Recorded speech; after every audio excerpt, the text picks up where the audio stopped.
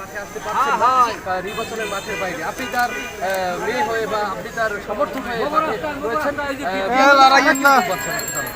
আসসালামু আলাইকুম, আমি হাবিবা কিবরিয়া, গোলাম কিবরিয়া টিপুর মেয়ে। তো আমি বিগত 12 দিন ধরে এখন মুলাদি বাবুগঞ্জের হাটে, বাজারে, ঘাটে, ঘরে, উঠানে সব জায়গায় ঘোরাফেরা করছি এবং আলহামদুলিল্লাহ যথেষ্ট পজিটিভ সাড়া পাচ্ছি। মানুষের মনে গোলাম কিবরিয়া টিপু সাহেবের জন্য যে ভালোবাসা, সেটা আমি আসলে সশরীরে মাঠে না নামলে আসলেই আমি বুঝতাম না।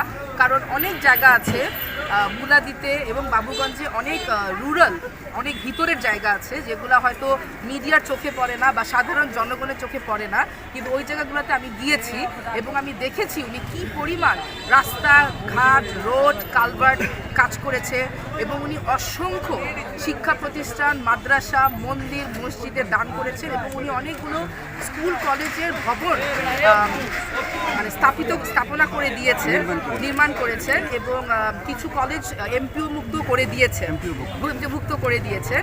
তো সেক্ষেত্রে আমি মনে করি যে বাবুগঞ্জ মুলাদিবাসীর কাছে গোলাম কিবরিয়া টিপুর জন্য অনেক ভালোবাসা আছে এবং তারা, আমার মনে হয় আসলে গোলাম কিবরিয়া টিপুর প্রতি কৃতজ্ঞ যে উনি সমাজের প্রতি এত কাজ করেছেন উন্নয়নের জন্য। এবং উনি যখন ছিলেন ক্ষমতায় তখন বাবুগঞ্জ মুলাদিতে কোনো চাঁদাবাজি ছিল না, কোনো সন্ত্রাস ছিল না এবং সবাই নিশ্চিন্তায় যে যার ঘরে ঘুমাতে পারত।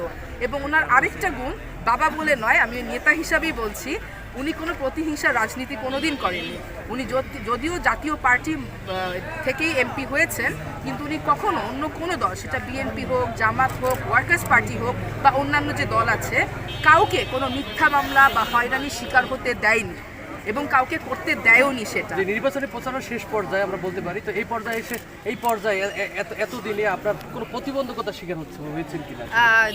জি, প্রথম হয়নি, কিন্তু এখন যেটা দেখছি, আগে আমি আসলে সম্মান করে বলতাম যে একটি দলের পেশি শক্তি হুমকি দেয়, এখন আসলে আর লুকানোর কিছু নেই।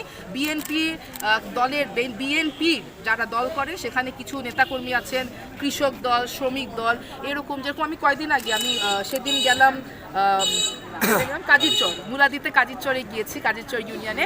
ওখানে যেরকম ওপেনলি বলেছে যে এমপির মাইয়ার গাড়িতে ঢিল মারবো, ওপেনলি বলেছে। হ্যাঁ, সে আসছে কেন, তাকে চলে যাইতে বল, নাহলে হের গাড়িতে ঢিল মারবো। ভোটের দিন কোনো সংখ্যা আসে কিনা? অবশ্যই আছে। তারা ওপেনলি, বিএনপির লোকজন, আমি বলছি, বারবার বলছি, বিএনপির লোকজন সাধারণ জনগণকে থ্রেট দিচ্ছে যে সেন্টারে যাবা না, মারামারি হবে, হাত ভাঙ্গা ফেলবো, পা ভাঙ্গা ফেলবো। এমনকি তারা আমাদের পোলিং এজেন্ট যারা বা আমাদের জন্য যারা প্রচারণা করে, ক্যাম্পেইন করে, তাদের বাসায় বাসায় গিয়ে হুমকি দিচ্ছে। প্রশাসন বারবার নিশ্চিত করছে লেভেল প্লেইং ফিল্ড থাকবে, তো এরকম অবস্থা চলতে থাকলে not a level playing field, কোনো লেভেল প্লেইং ফিল্ড হচ্ছে না।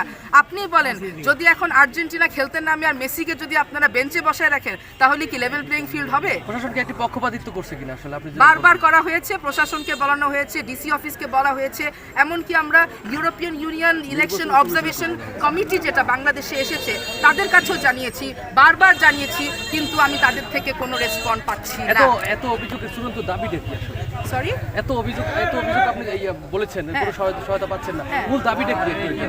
মূল দাবি হলো, আপনি যদি একটা আইন আছে অ্যাকচুয়ালি, ইন্টারিম বেইল বলে। আপনারা যেহেতু, আমার বাবা যেহেতু Golam Kibria Tipu is not a convicted criminal, উনি কিন্তু এখনো সাজাপ্রাপ্ত আসামি নন, উনি সন্দেহজনক ছিলেন এবং ওনার বেইল হয়েছে, তারপর ওনাকে বের হতে দিচ্ছে না।